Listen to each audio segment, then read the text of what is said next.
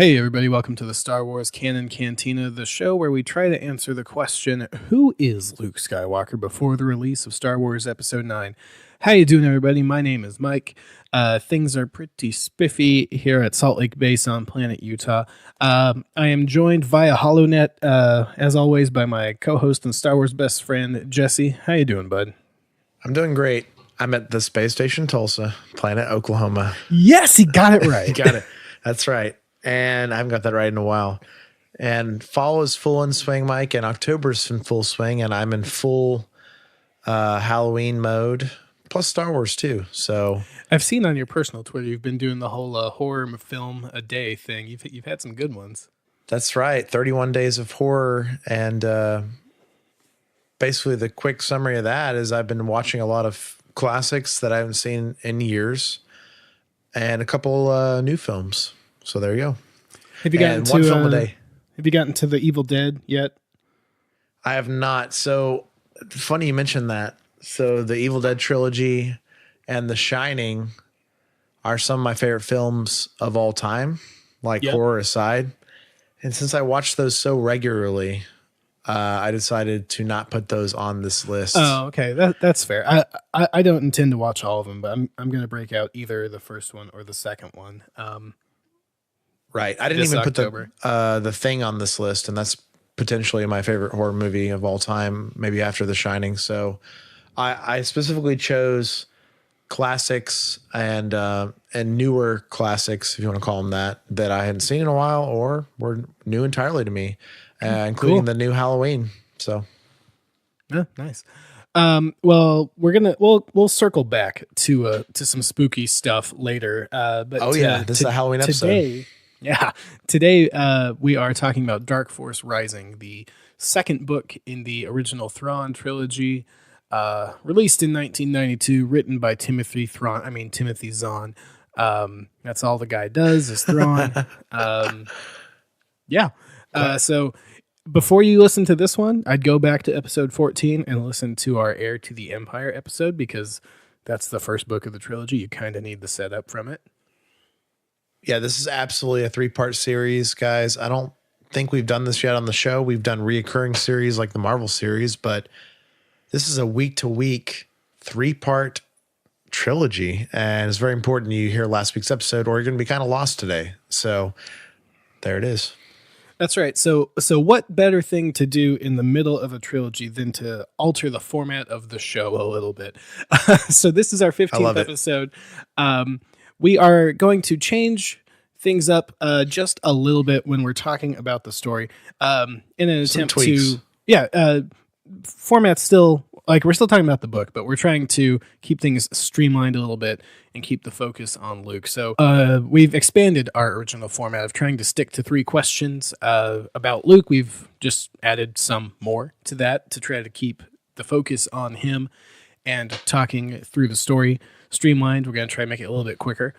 So we've kept our original questions, including the first one. What state is Luke in at the beginning of the story?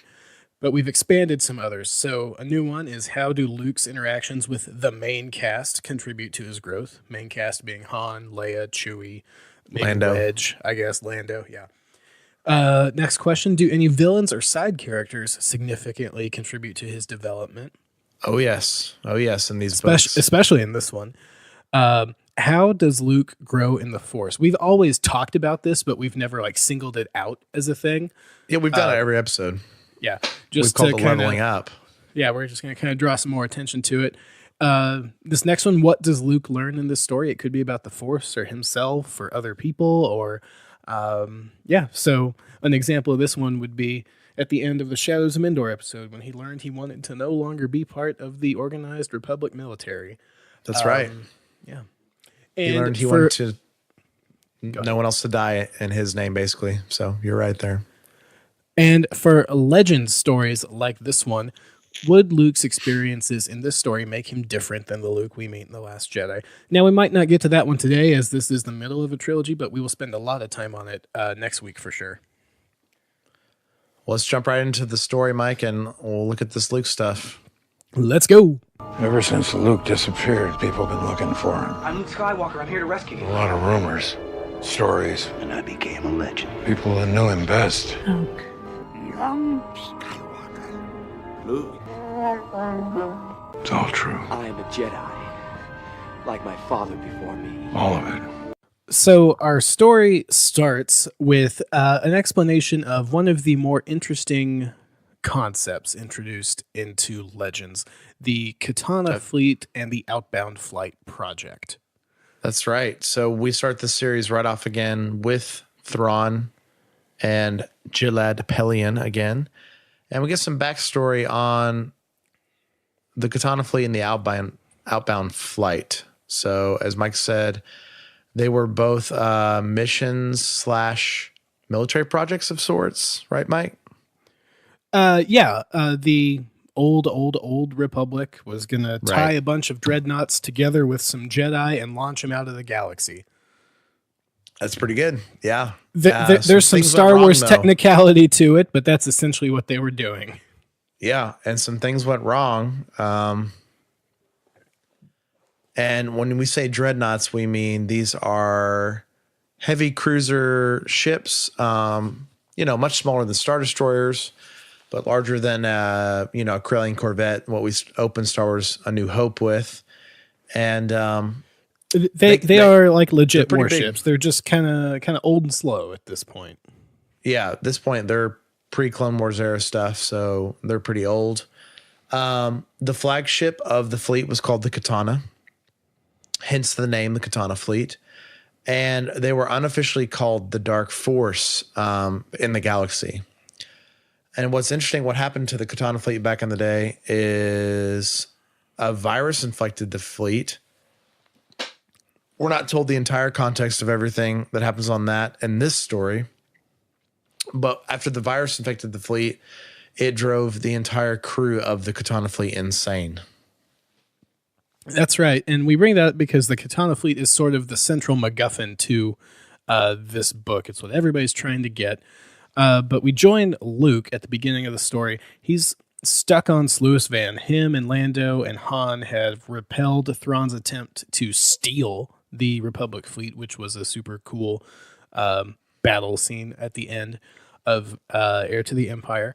Right. And he is arguing with bureaucracy, trying to get his X-Wing fixed so that he can leave go back to Coruscant. That's right. Meanwhile, Han and Lando are basically under fire from the New Republic politicians and officials because they're basically saying, why did you do what you did in the battle? Why did you guys destroy all these ships? And Han and Lando explained to them, we didn't want them in Thrawn's hands. Did you want them in their hands? And a lot of the politicians are saying that seemed a pretty extreme way to deal with that situation. And of course, Borsk Phalia is leading this. Borsk. And Mike, I got to mention while we're here, before we get back to Luke, Borsk, man, there's so many great characters coming out of this series, but Borsk is going to stay around, like we mentioned in the first episode. And I think he's a true, really good villain. Like, I think he's a really good villain. And he's not a true, evil villain or something like that. But he's an antagonist for our heroes, for Luke and Han. But he's villainous in the ways where everything he does behind the scenes is very nefarious. And, he's a classic politician, but at the same time, he's stabbing our beloved politicians, Mon Mothma, Leia, Akbar, in the back. So it really paints him as a pretty bad guy. And of course, he doesn't trust Han and Luke at all. So eventually Luke is able to separate himself from Han and Lando. He kind of goes off and does his own thing. So outside of an encounter on Sluis Van with a smuggler named Niles Ferrier and his crew, Luke is sort of done with the main cast for this book, right? Yeah, till the end. He's pretty much done with the main cast. He's going to meet up with everybody at the final conflict. So at this point, we have a classic Luke sort of thing, especially similar to Empire, I guess. Luke goes off on his own for quite some time. And what Luke's trying to do, Mike, of course, he's always with R2. And always his trusty X-Wing. I love that Luke's X-Wing has his own personality. And they even mentioned that in this book. He did manage to get it repaired quickly and out of there. Yeah, and well, they mentioned that R2 and the X-Wing have a unbelievably unique connection. Their computers, R2's computer and the X-Wing, because R2's never been wiped. And the guys tell Luke, like, you're crazy, man. You've never wiped your R2. And Luke says, I like R2. I like the way he is. I like his personality. He means a lot to me. And so don't touch him. Don't wipe him. And I promise you, R2 and my X-Wing work 20 to 30% faster than the average X-Wing. And the guys scoffed at him and they ran some tests. And of course, you know, they were right. Luke was right on the money. R2's quirks have actually melded with Luke's X-Wing's CPU. So it's kind of this interesting dynamic we see in future books, of course, too. That's true. And I guess we didn't include R2 and 3PO as part of the main cast when we went over that new like framing question, but they're definitely part of the main cast. Definitely, especially R2, because he seems to always be with Luke, even when there's no humanoid characters with Luke. Which happens a whole lot more than I realized when we started this. Very consistent with the trilogy. Very consistent. Of course, now Luke got his X-Wing fixed so he could leave and meet with Jedi Master Joruus C'baoth. And Jimmy C. Shout out to Jaron Jansen. There you go. He's on the other side of Salt Lake Base.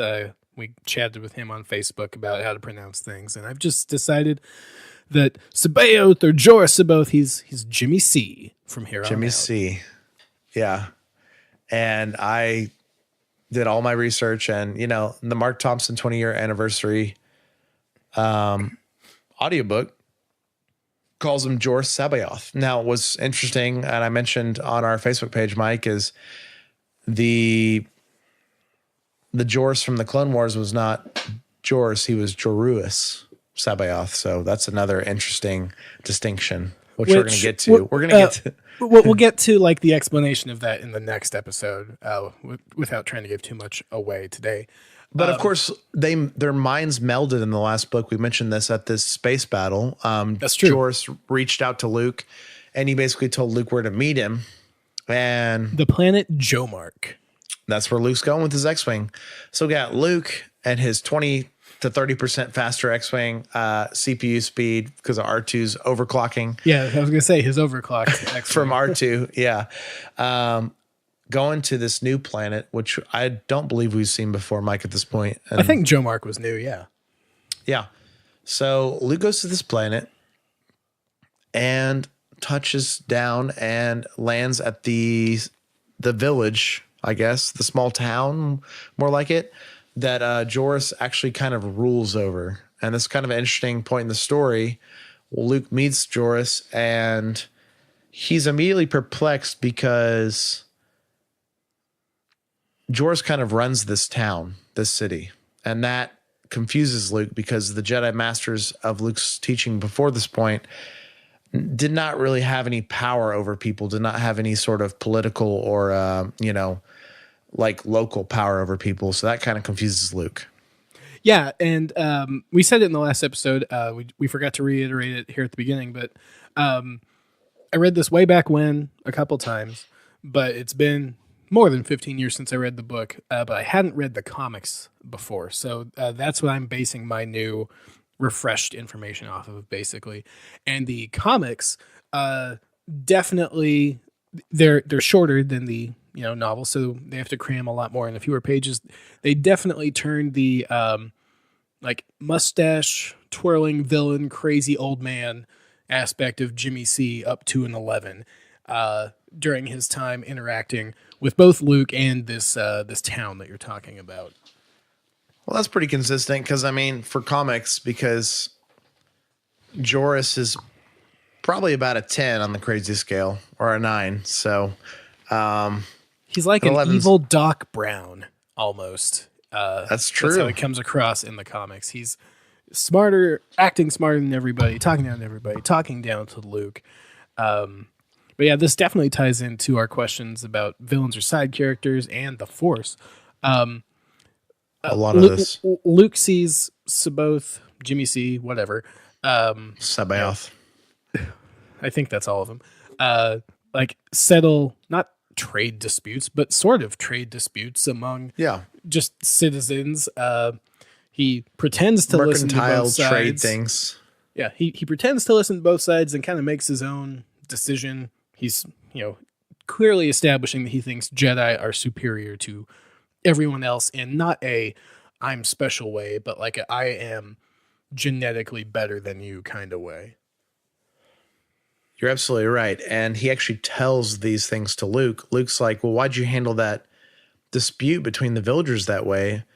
And Joris basically tells Luke, we are superior. We are a higher life form than these other people. We've been gifted with the Force. Didn't Qui-Gon say something like that?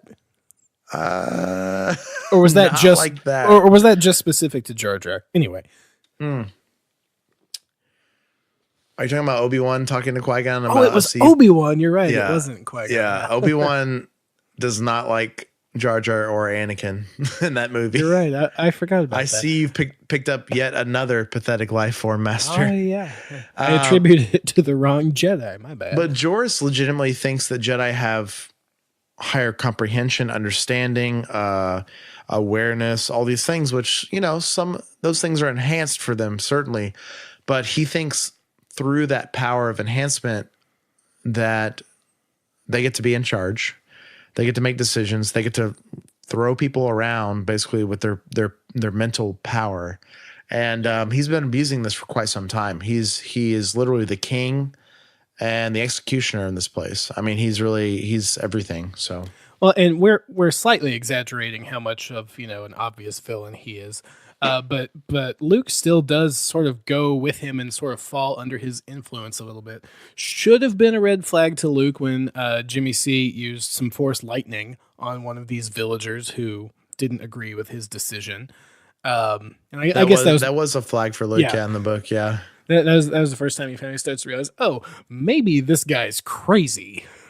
Right, and Luke kept saying things like, Master Yoda and Master Obi-Wan never said these things that he's saying, like about, they always said to serve people and help people and do everything you can to protect the ones you love and things like that. And he's basically saying that our power is a gift and we wield it to better our lives, which is a not Jedi thing. Well, and he sort of twists what Yoda had said before, because this is an example of Luke kind of growing in the Force. He sort of learns from Jimmy C how to like in detail read other people's minds, and Jimmy C is like doing that to answer these like merchant disputes or whatever. Right. But Luke also brings the moral question to him and says, isn't it wrong to read people's minds like under any circumstance? Basically, Luke basically says the only appropriate time to read people's minds is if someone's in danger or you're protecting someone. I'm assuming he's referencing Obi-Wan doing that with these are not the droids you're looking for. And there's a difference between influencing a mind and like reading a person's reading their mind and true like desires. Yeah. So Jimmy C says, that's true. We're more capable of making better decisions with what's in their mind anyway. So obviously we're helping them. It's fine. But yeah, that's a new level of the Force from Jimmy C that we hadn't seen. And there is something at the beginning of the book that we accidentally kind of skipped over. But in terms of Luke growing in the Force, we saw another new Force power when they were tracking down Niles Ferrier on Lewis Van. He basically he has Force instant replay, I guess. He like shuts his eyes and is able to accurately rewind his mind and pick out not even a face from the crowd, but where a certain smell from the crowd was coming from, because Lando's like, I smell this certain kind of tobacco that comes from only this one guy in the galaxy, apparently. And then Luke instant replays and finds him. So it works out visually pretty well in the comics, but it's definitely something new that we hadn't seen yet from Luke. So that was at the beginning, skipped over it, but he definitely picks up the mind reading ability, I guess, from Jimmy C. There's an entire new episode in the newest season of Black Mirror about that. I don't know if you've seen or heard of that show, but I've only seen bits, just because I haven't. There's so much going on. I haven't been able to dive basically rewinding a person's mind to the scene of a crime to see what they saw as a bystander, and is that morally wrong or not, and what were they actually doing, and all that good stuff. Yeah, that is my favorite show. So, but that's definitely a leveling up of Luke's power, and that's the biggest leveling up we see in this book, but we're going to get some more leveling up later. So at this point, Luke's on Joe Mark, and he's realizing that nothing Joris is saying matches up with Master Yoda or Master Kenobi in any way. He basically realizes that Sabaoth is not only crazy, but he's also a megalomaniac and a narcissist. And he believes that Jedi have the right to rule over the entire galaxy, and that lesser beings deserve to serve them, like we've been kind of hinting at this whole time. Yeah. And Luke starts prying with him, basically, how's that used for the light side? How's this? He's asking all of these questions. And Sabaoth says, the only way lesser beings learn is through pain and suffering. And Luke's getting all these red flags, like this is not right, because like Mike said, he does use lightning on one of the disputes to make a villager learn pain to basically second guess his actions in the situation that we're in. And Luke's getting all these red flags. As he should. As he should. Very consistent with Luke we see in the original trilogy, because he keeps referencing quotes from Yoda and things like that in his mind as he's kind of comparing quotes to Sabaoth right in front of him. And it's not good. And at this point, we get to an interesting point in the story, Mike, where Sabaoth reveals to Luke that he has sensed another being strong and skilled in the Force in the galaxy. He's felt an awakening of the Force in the galaxy. And Luke basically says, "Oh, you felt my sister." And Sabaoth says, "No, not her." No, come on. Not her. I know, even though the children she bears obviously will be strong on the Force.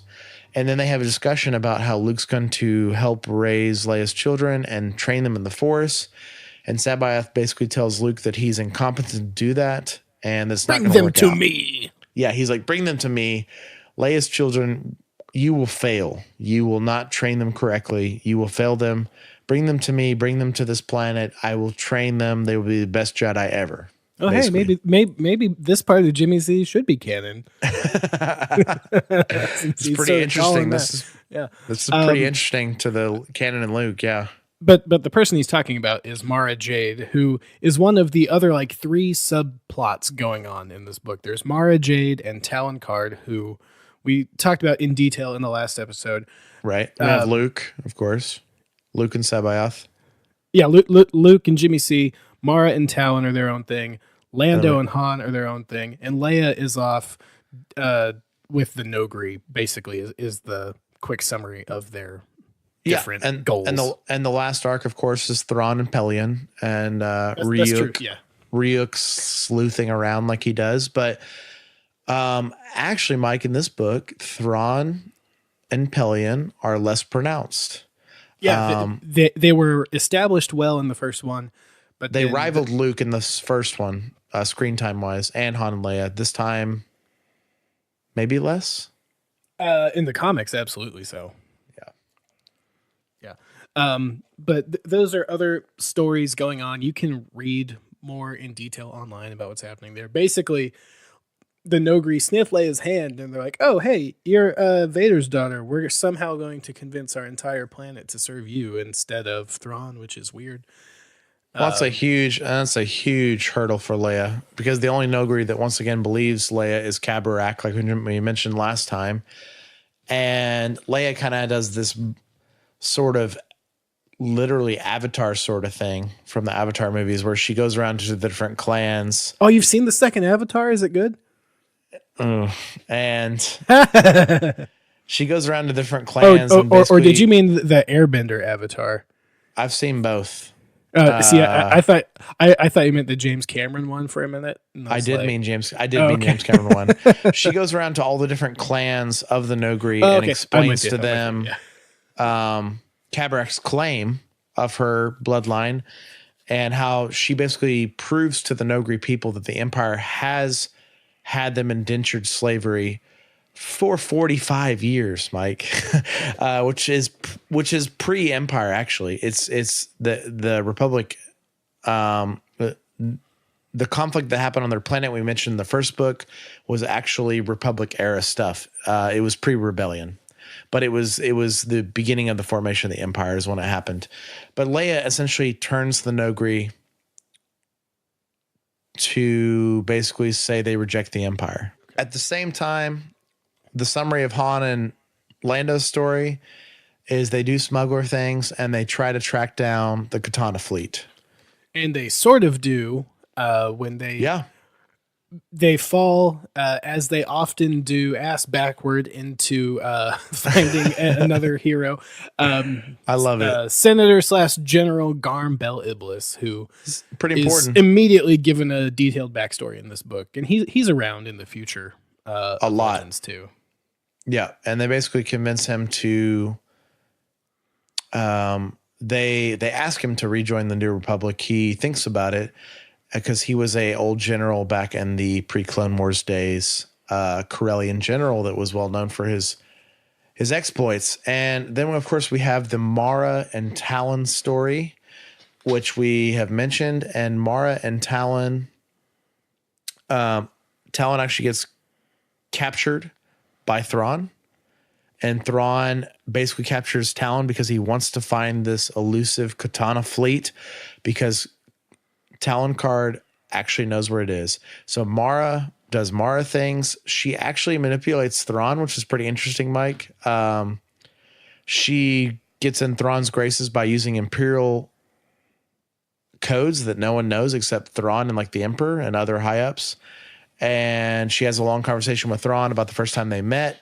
Mara was actually at Thrawn's inauguration for his knighting of his Grand Admiral status.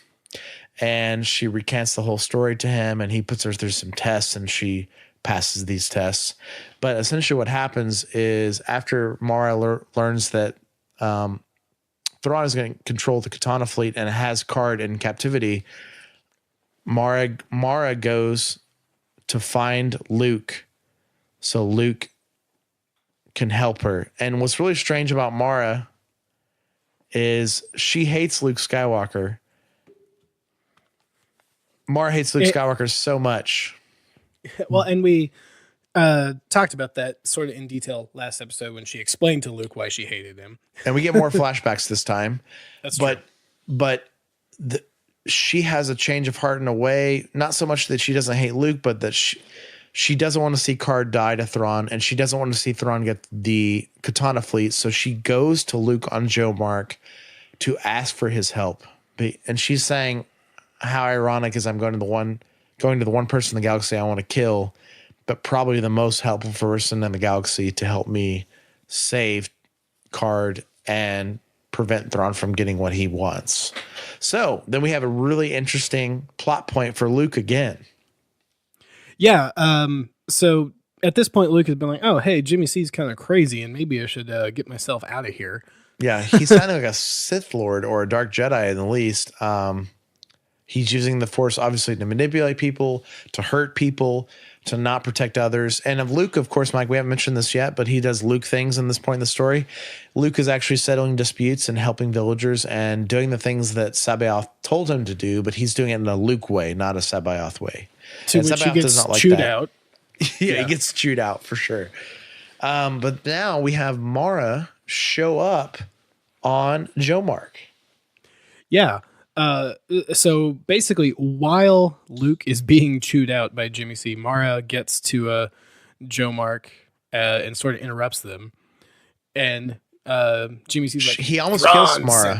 He almost kills her. He shoots down her. It's a Z95, I think. Yeah, he's throwing giant boulders at her through the Force as she's trying to land her Z95, which once again, Mike, will become a typical Mara Jade iconic thing. She has a modified Z95. Oh, nope, my bad. It's a skip ray blast boat that she crashes. That's right, but we are going to see her in the Z95 later. You're right. Yeah. And that becomes her. That becomes, but you're thinking of that becomes her main ship. She crashes the ship because he knocks it down. He knocks off the engines from the boulders that he's throwing at her, and Luke just kind of watches in horror because he didn't even know who's showing up at this point. Yeah. Then Saboth's like, Luke, what are you here? What are you doing here? I told you to go to your chambers. Go away. Yeah. I'm yelling at you like you're a kid. Go back to bed. Let me deal with this. And he's like, my masters did not treat me like this. So Luke obviously has been having this realization for days about Sabaoth. And now Mara's showing up basically saying, I need your help. Talon's captured by Thrawn. In the least, you owe him this, helping me rescue him, because he essentially covered for us on Merkur. He got us off the planet. He took the fall for Thrawn for us. Well, see, in the comic, this Talon card stuff is not mentioned really at all. It's more on her being the final piece to break Jimmy C's mental hold. Interesting. Over Luke, because she has an Isalamiri with her, these creatures native to Merkur that create anti-force bubbles, and as soon as Luke gets in range of the one she has, it's the final, like, he's been pulling away from Jimmy C, and that's the final, oh, hey, this is bad, we need to fight this guy and get out of here. Yeah. He's mentally pulling away, but Jimmy I got you, Joris has been manipulating Luke's mind as well, which is really interesting. And you're right, Mara came prepared. She's smart. She brought the Isamari with her, which we know repel the Force, and she crashes, but she has the lizard with her, and she's essentially bringing it against Joris and Luke. And this is kind of the pivotal Luke stuff of this story. That's right. And I'm looking at the comic pages right now, and this is like, as soon as Luke snaps out of it, I'm going to do a Jesse and give you some Luke quotes in red text. Ooh, I like this. He says, "Is this how you would heal the galaxy, Master Saboth Jimmy C, by coercion and deceit?" And then Jimmy C laughs like a crazy person, because he is. But in the bottom panel on this page, the Isalamiri has like the dopiest like grin on its face, and I don't know if it's intentional or not. But they're pretty dopey. It definitely takes me out of it. But so Luke might snaps need to be out my of Star it. Wars tattoo mic right there. Luke snaps out of it and is like, "Hey, are you going to do it like this?" And then he tells Mara to get behind me. I'll hold him off. Luke deflects some Force lightning. And then, oh, hey, R2 learned to fly the ship. Yeah, this is actually really awesome. So Luke and Mara are holding off Sabaoth fairly well, but they're losing to him clearly. They're both injured. They're both bruised up, bloody. And Luke's deflecting the lightning and things like that and the boulders. And R2 just kind of pulls a Vader down on this. A little bit, yeah. R2 starts taking control of the X-Wing and firing the quad laser turrets at Sabaoth. And Sabaoth, of course, didn't sense this through the Force or anything. Because he's a droid. He's a droid. And messes him up. Let's just say that. Yeah, it should kill him, but it doesn't. But it provides Luke and Mara the opportunity to escape. So what does Luke learn in this story? This Jedi Master that's been contacting me, he's actually crazy and is probably the bad guy. Oh, 100%. And before that, Mike, I don't know if this was not in the comic or not, but I thought this was a pretty crucial Luke moment. R2 messes up pretty bad, Sabaoth, and Luke actually commands R2 to stop. Oh, he doesn't command R2 to stop, but Mara's like, "Hey, I can finish this off," and Luke doesn't let her do it. Yeah, Luke doesn't let Mara or R2 finish the kill. So that's a very Luke moment. And so this is where the reader learns that Luke is wrong. He should have let one of those two do it. That's not consistent with Luke, though. So I know what you mean, though. But what? What's R2 going to do? Go to dark Jedi hell or something? He's a droid. Come on. We've seen Chopper kill literally hundreds of people. Chopper is evil. Chaotic that's been evil. established. He's chaotic evil for sure. But no, Luke's not going to let this evil old man die, even though, Like Luke's basically just like, he's crazy, guys. Like, we can't do this. Just leave him. He's wounded. We got to go. So they leave. And so this is big Luke stuff, right? So let's look at our questions here, Mike. I think we've done a good job sticking to him, actually. Yeah. So I think Sabaoth here helps Luke grow a lot because it actually shakes Luke's worldview a little bit. Luke starts calling him master and yes, sir, right off the bat when he lands on the planet. Because to Luke, Ben, Yoda, this guy, right? That's it. So immediately Luke's saying, a Jedi master who's strong in the Force, who reach out to me, surely he's good. Surely he could tell me things I need to learn, right? It's a mix of that and Jimmy C just exerting that manipulating his mind over his mind. Yeah. Yeah. But that's really interesting for Luke because I think through the story, Luke learns that now he has to juxtapose what he learned from his real masters, the good guys, against any future masters or future apprentices that come his way. It's tough for him because now he's been shaken a little bit because he was so excited that he was like, I'm going to even learn things from this guy that I can teach my nephews, my niece and nephew. Like I can raise them right through the Force, not mess them up, you know? So, and these are themes obviously we see reoccurring in canon as well. So I like that a lot. So he learned that not every Jedi master is a good guy. So the final act of this story basically takes place at the Katana fleet, or what's left of it. It's a race between the Republic / Han and Garm Bel Iblis's forces and Thrawn to take what's left. Basically, there's not 200 dreadnoughts left. Thrawn already has most of them. But I bring this up because we do see another first from Luke. This is, I think, the first time we see him do like a lightsaber throw on the deck of one of these dreadnoughts. And it sort of like is what General Grievous did at the beginning of Revenge of the Sith. He throws his lightsaber at into the glass, transparasteel like windows, viewports, and blasts all these troops out into space. Right. That are coming to kill Han, Lando, and everybody. Yeah, that's a new power. So that's some leveling up. That's new Force powers. So Luke does that to get him out of a pickle, and everybody sort of escapes back to get ready for round 3 in the last book of the trilogy. Right. And of course, this whole time, Thrawn's a threat. Borst Feli is a threat because he's against Luke, Han, Leia, and he's not even convinced the Katana fleet's a good thing. And they're telling him, we need this fleet or Thrawn's going to have it. And the interesting part, Mike, as we finish this story, the New Republic says, well, Thrawn got most of the fleet, but the good news is it's going to take years for him to train enough men and women to man these ships because... Oh, come on. It's the Empire still. They're not going to train women to do anything. It's Thrawn. I feel like he's nuanced, but you're right. Anyone other than Thrawn, you're right. And because these ships require hundreds upon thousands of people to man all these ships. And the very end of the book, they discover clones. That's right. They pull the helmets off the dead troopers and realize they all look the same. And they're like, oh, crap. Thrawn somehow found a bunch of, they're called Spar-T cylinders, these cloning devices left over from the Clone Wars. So again, this came out in 92, way before Attack Episode of the 1. Clones, that explained where the clone army came from or what the Clone Wars even were. So this gave some sort of inkling into like the technology or whatever of it. But yeah, and that's kind of where we end. Yeah, it's Thrawn found. Remember, Thrawn was pursuing, if you guys remember the last episode, Palpatine's old tech, pursuing cloaking technology and clone technology, and Thrawn found what Palpatine was using for the clone army.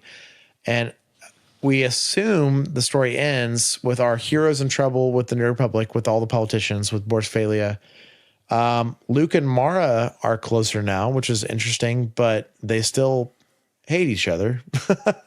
And I say each other, I mean, Mara hates Luke. Luke's Luke about it. And ooh, pretty girl. Yeah. Well, no, he's just like, no, he's not. I'm just kidding. yeah, he's way past that, Luke. Yeah, actually, Mike, I got an interesting tidbit here. So I just read this bit a little bit ago.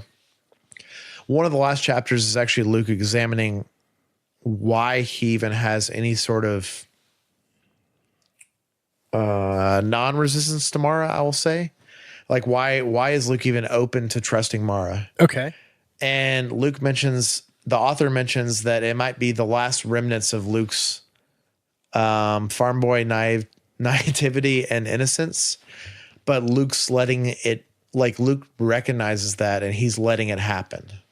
And essentially, he's spent a lot of time with Mara now. He has seen her intentions. He's seen the way she treats other people. And Luke is actually doing the Luke thing where he's giving her the benefit of the doubt, despite her saying, I'm a bad guy. I'm a bad guy. Yeah. And Luke's basically saying, no. There's more to you. I sense it in you. And he's not interested in her in a romantic way yet. He's just interested in her. He's just like, I think she's one of us. And clearly in the story, Mara saves Talon, which we covered briefly through Luke's help. She joins the New Republic because she hates Thrawn, and she's like, I don't want to be New Republic, but I want to end Thrawn. So, and Luke sees all this, and she obviously fights Joruus with Luke, and when he tells her not to kill Joruus, she does that as well. So Luke actually sees the light side in her, basically. He sees it in everybody. We'll save our last question. What his experiences in the story make him different than Luke we meet in The Last Jedi. We'll save that for the end of the next book because that obviously wraps up the story. So Jesse has come up with a good idea for a special segment today.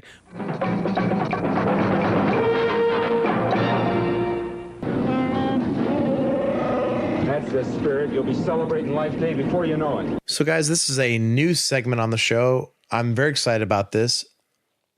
So, Mike and I had the idea that depending on the time of the year, there's some holidays around, depending on the season you're in. I deserve zero credit for this. This all came out of Jesse's brain, and it's great. And obviously, Star Wars is tied to holidays. Some more than others, but we thought this could be pretty fun. So right now, by the time you guys listen to this episode, Halloween is a few days away. And this is going to be our first episode of this holiday special segment. And today's episode is about Halloween. And how better to celebrate Star Wars and Halloween together? Well, we're going to give you a couple ideas, I hope. So let's just get some of the obvious things out of the way, Mike. Before I get to the fun stuff of Halloween, there's actually been considerable amounts of horror spread throughout Star Wars, and it's some overtly and some minorly. Yeah, definitely more than I realized. Some of it is bad, like obvious cash grabs, like the book Death Troopers, which basically has a zombie stormtrooper on the cover. So Death Troopers is a book written by Joe Schreiber. I always don't know how to pronounce his name, but I think that's how it is. He also wrote a book called Red Harvest, which was a prequel to Death Troopers, I guess. But I've actually read these because that's just me, Mike. Death Troopers, it was kind of fun. But I would not recommend, like, if people are going to start reading Star Wars books, I would not recommend it. Well, and to me, the two aren't mutually exclusive. It can be a cash grab for the whole zombies trend that was popular when it came out and still be fun. But it's definitely not essential Star Wars. Definitely not at all. Essentially, in Death Troopers, we have a derelict ship that our main heroes, which are unknown, board. And some sort of virus befall the ship, similar to the Katana fleet, like we mentioned in our episode today. And those troopers have turned to basically undead, resurrected stormtroopers, so zombies. Now, what's really interesting, Mike, is this happened in season 2 of Walkers, if you go with Walking Dead lingo. This happened in season 2 of Clone Wars. The Brain Invaders, something was the name of the episode. Oh yeah, I sort of remember that. It's literally the same. It's this. It was the Clone Wars writers and Dave Filoni taking the parts of Death Troopers they liked and bringing it into a short episode of the Clone Wars. So you got that as well. So these are just more ideas you guys can pursue. We've got a 12-book series for young adults called this Galaxy one excited of me Fear. The most. If you were This is a good. kid who read a bunch of Goosebumps books, That was me. And Star Wars. and I read a bunch of them too back in the day. I don't remember anything about these Galaxy of Fear books other than that they were basically Goosebumps in Star Wars, and I think they all had cool like holographic covers. They did. Right? Yeah, They did. I doubt they have those now. If you bought them now, don't they probably don't remember a thing about the stories, but I remember I had fun with them and they looked cool. I So loved if you can, all if these you can books. track any down like a used bookstore, I encourage that. It's called Galaxy of Fear by John Whitman. They are young adult short stories and novels about these children that are going through these scary parts of the Star Wars galaxy. It's really fun. They start out pretty simple at first, Mike. It's like rancors and things like that. And it gets all the way to a just outrageous like like an alive planet eating people. So you've got a whole gambit of stuff, horror themed, and it's very overt. Other than that, we've got some other classic 90s legends stuff. We got the Tales from Jabba's Palace. That's Jesse code for bad. That's Tales from Jabba's Palace. And this is a collection of short stories from Jabba's Palace. Some are horror themed, some are crime themed, some are just dramatic. The honorable mention of today's episode Some are about Max Rebo's band, right? I love it. Yes, you're so right. Max Rebo, he's a hero. So, Oh man, this is the test time, man. We're supposed to move the gig now, man. the robot chicken. Hey, one's about Malakili, the Rancor Keeper. So, yeah. And it's a sad story. But honorable mention of the Tales from Jabba's Palace, which is a story by J.D. Montgomery called A Barv Like That, A Tale of Boba Fett. And essentially all this is a short story of Boba Fett getting maimed and nearly killed by the Sarlacc pit and barely escaping with his life. And he's saved by Dengar and Dengar's wife. Oh God! At the edge of the Sarlacc Manaroo. Manaroo. You remember that? I forgot about how bad that was. How could you forget Manaroo? She's an X-Wing. Well, she ruined X-Wing for a while, but I forgot Wow. that she was introduced so long ago. Oh, definitely. And this is a pretty cool horror short about the grossness of the Sarlacc and its stomach bile and its tentacles and Boba Fett exploding his jetpack on the inside of wall of one of the mouths to escape and good stuff. And we've got some other stuff, some honorable mentions. We got Darth Maul Shadow Hunter, which is a early 2000s book by Michael Reeves. Essentially, it's a book about Darth Maul hunting two characters down, and the book's perspective is from Darth Maul and the two characters. So imagine a kind of a crime serial killer book where you have the perspective of the serial killer and then you have the two guys that are being hunted down by the serial killer. That one sounds interesting, but never read that one, so That's nothing snarky to stay there. Yeah, that's pre-Clone Wars, pre-Phantom Menace Maul stuff. So it's one of his last missions before the Phantom Menace events. And then, of course, honorable mention, which will come up in the future for us, which Mike is thrilled about. We've got the New Jedi Order, which is a 20-book series, which is so many books. But we are not doing 20 episodes on the New Jedi Order. Don't unsubscribe now when you heard that. We are not doing 20 episodes on the New Jedi Order like we are the Thrawn trilogy. No, I'm working on outlines to narrow that down. But obviously in the New Jedi Order, no big spoilers here, but the New Republic encounters a new enemy. And they're are well beyond spoilers at this point. Yeah, I'm just mentioning. They're very horror based. I mean, they're ritualistic. I guess they are. I mean, they inflict pain on themselves and others all day, every day, in violent ways to gain ascendancy in their religion, and everything they use in their weaponry, their tech, their ships, and their methods for torture is all organic. So they use real animals. They use all these things for their weapons and the ships and things like that. And they're pretty grotesque, some of it. So we're going to get to the Jedi Order later, but the honorable mentions here are Vector Prime, which is the first book when our characters encounter this new race called the Yuuzhan Vong, and Traitor, which is a book much later written by the guy who wrote Shadows of Mendor, Matthew Stover. Oh, yeah. But we got more fun stuff. I don't have anything else to say about those right now. That's all about the books. That's just if you want to look into some fun stuff. I mean, you can just read summaries on these and still get a horror vibe. These are really strong horror themed in Star Wars. Obviously, we got horror in the movies too. We got monster movie stuff. We got all kinds of fun stuff. But the real fun part, Mike, about this season, I think, is Halloween. And that's just costumes. That's cosplay. That's all the things that Star Wars fans typically like, or at least like to see. And that makes Halloween extra fun for a Star Wars fan, because it's the other time of the year other than the convention you could wear your costume. Yeah. I have never done a serious Star Wars cosplay as an adult. You say serious. That's good. well, you know what I mean? Like, I do know what you mean. Like put effort into it.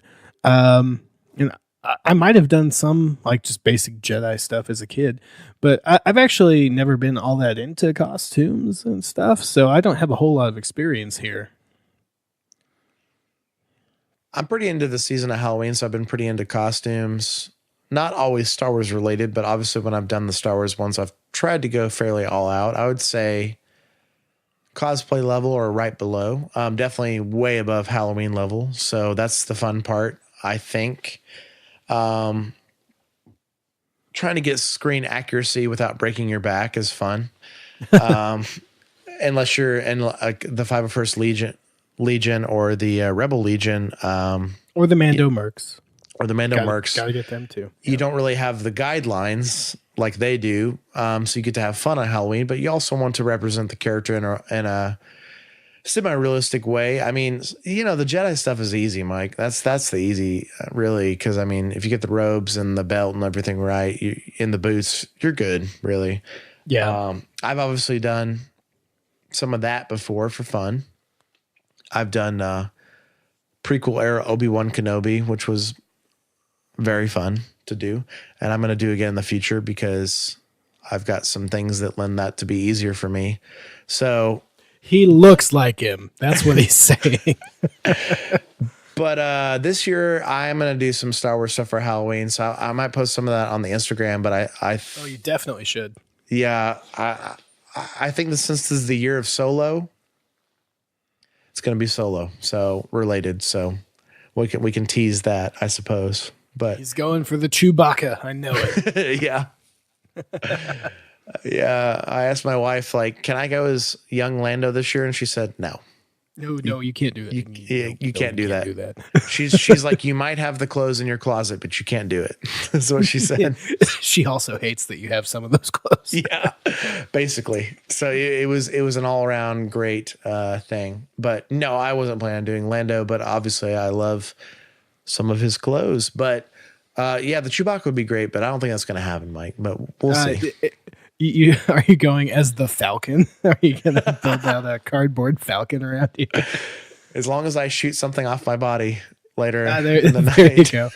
Yeah, as the costume falls apart, as the party goes on, it's perfect. You're just becoming Han's Falcon.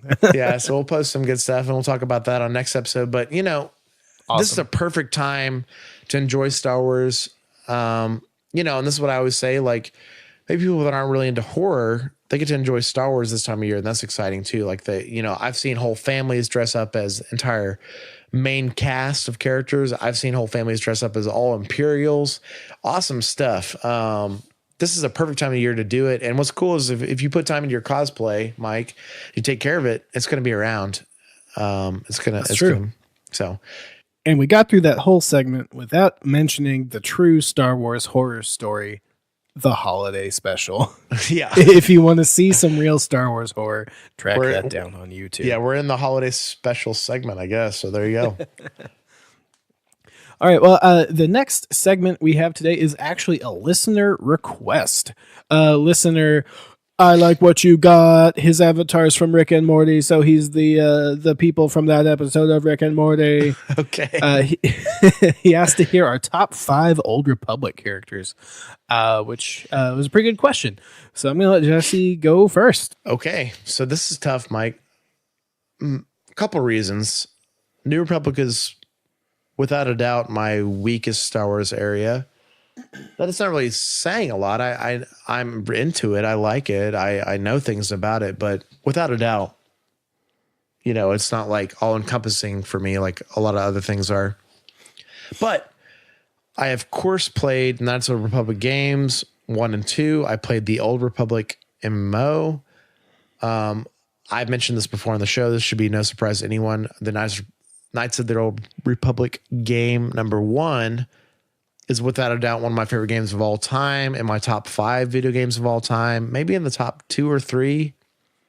So that's a lot. So for me, my list is pretty basic, and that's just what it is, because I got great memories of playing that game several times through. So my list is HK-47, the assassin droid, T3M4, the astromech droid in that game, Bastille Shan, who is the female Jedi in that game. And then we have Revan, who is obviously a huge part of that game. And then we have Darth Malgus, who is the head Vader villain of the Old Republic MMO, and tries to kill the other Sith Lords and basically run the Empire for himself, the Sith Empire. And that's a major plot point of that. Yeah, Revan is like the Old Republic plague that won't go away from fanboy theories at this point.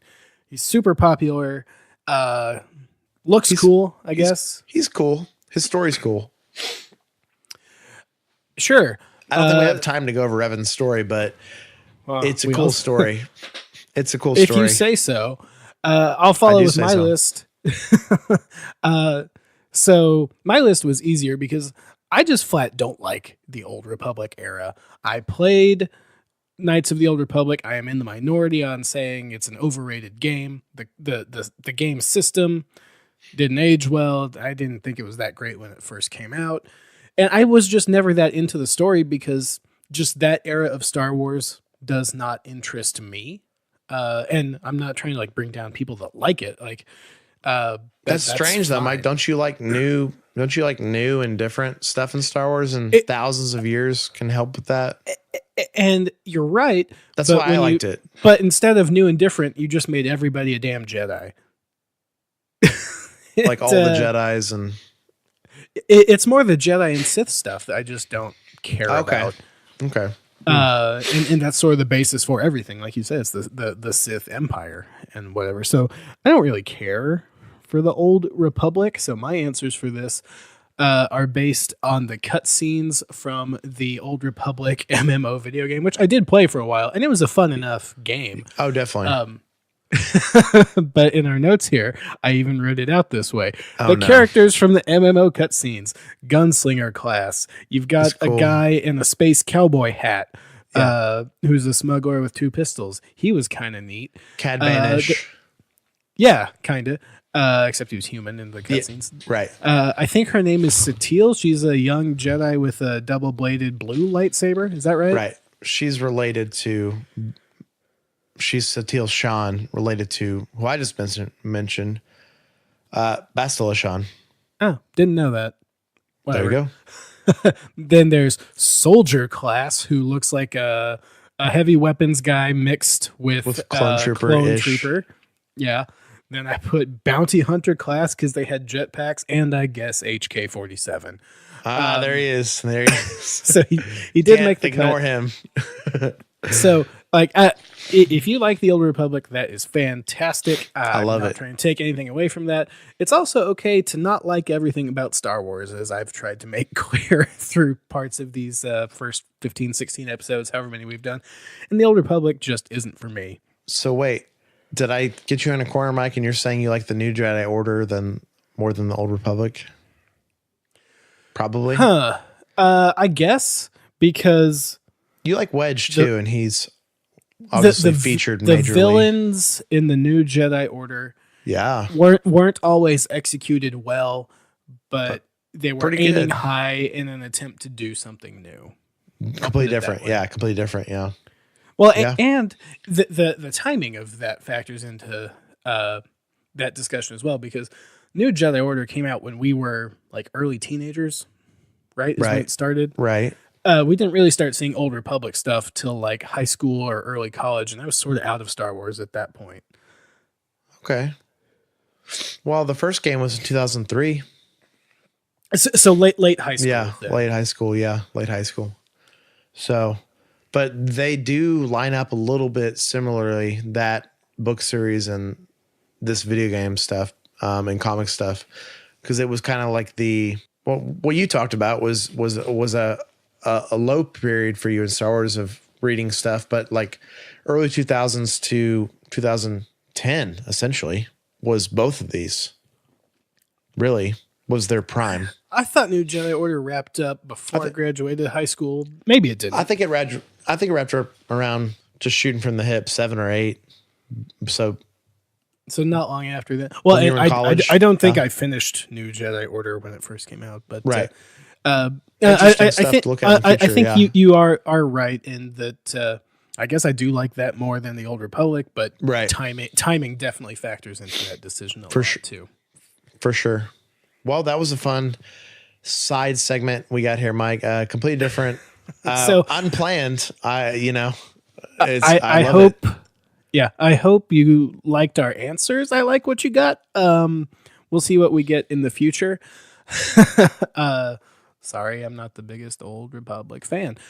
But that question got submitted to us on our Discord server, which I think I have linked in all of our social media now. Twitter, Facebook, say it again. All that.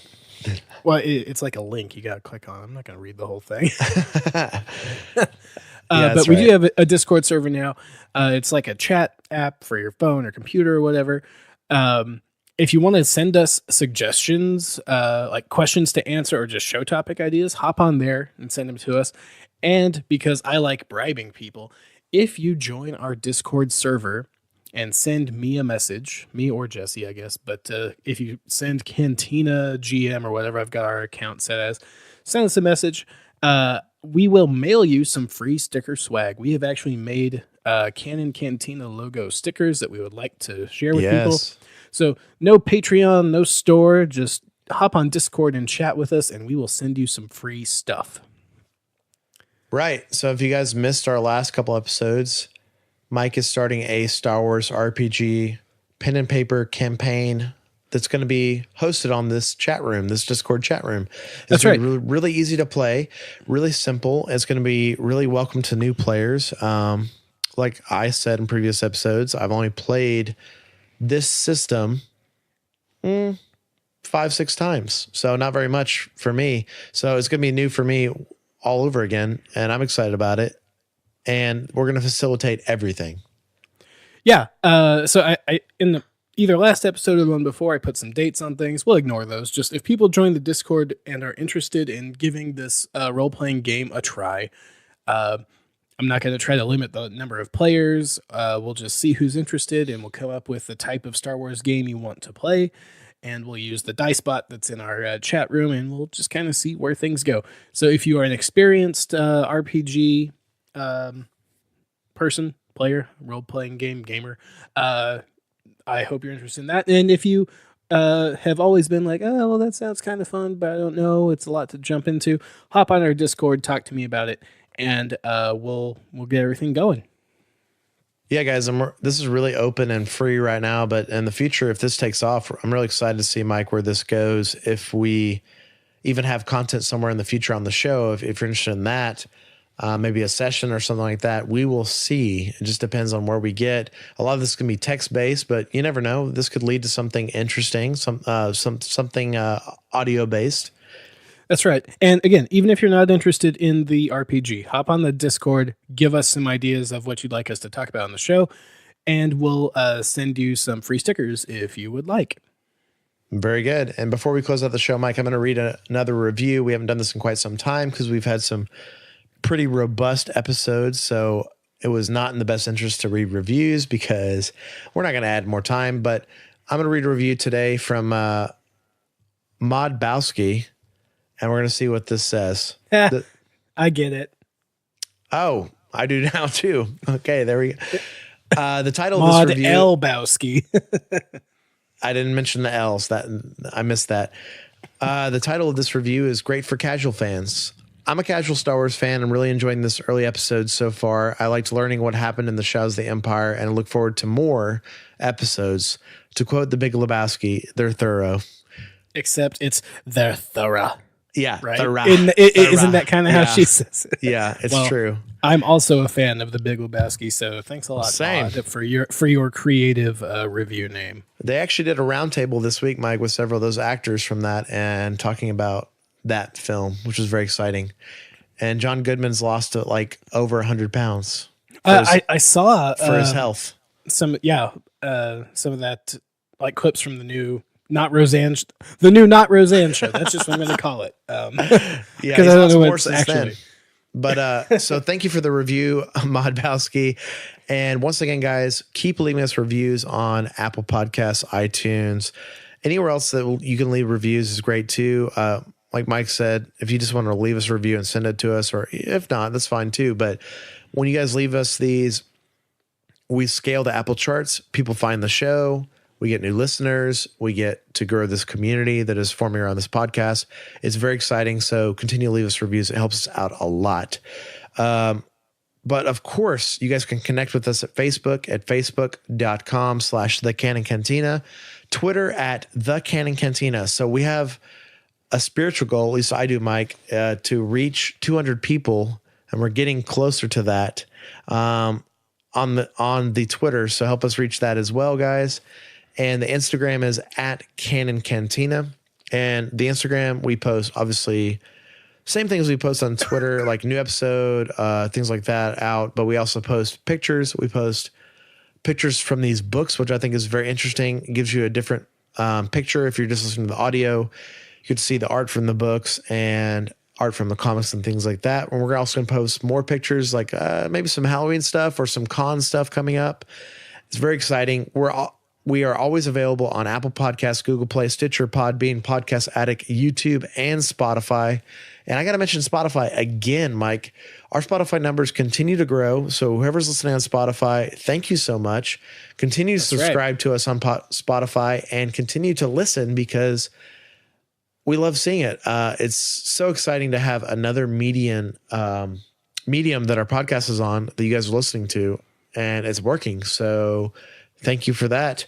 Help spread the word of our show and continue to subscribe, rate, and review. If you think we can do something better, email us at canoncantina@gmail.com or jump on that Discord and talk to us.